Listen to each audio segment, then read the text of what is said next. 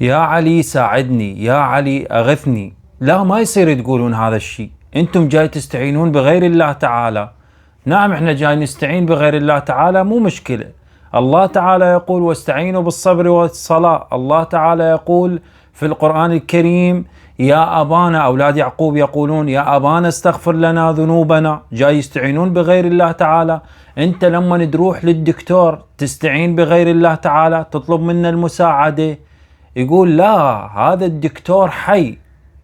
أولاد يعقوب لما طلبوا المساعدة من يعقوب، نبي الله يعقوب، كان نبي الله يعقوب حي، الطبيب حي، ولكن أنتم جاي تطلبون من ميت. هذا ميت عندكم مو عندنا.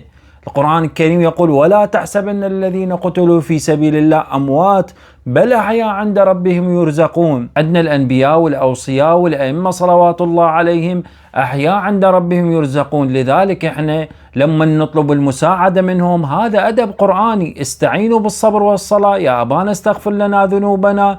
جاءوك استغفر لهم الله واستغفر لهم الرسول لوجدوا الله توابا رحيما.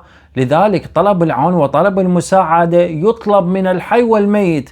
رسول الله صلى الله عليه وآله وسلم يتكلم مع قتلى بدر الكفار، يقول لهم كيف وجدتم ما وعد ربكم؟ واحد يقول له يا رسول الله هؤلاء أموات. قال والله إنهم يسمعون أفضل منكم ولكنهم لم يؤذن لهم بالكلام. لذلك حتى الكفار في بعض الأحيان يتكلمون، يسمعون الكلام. كيف بالأنبياء؟ كيف بالأوصياء؟ كيف بالأئمة الذين لهم مقام عند الله تعالى؟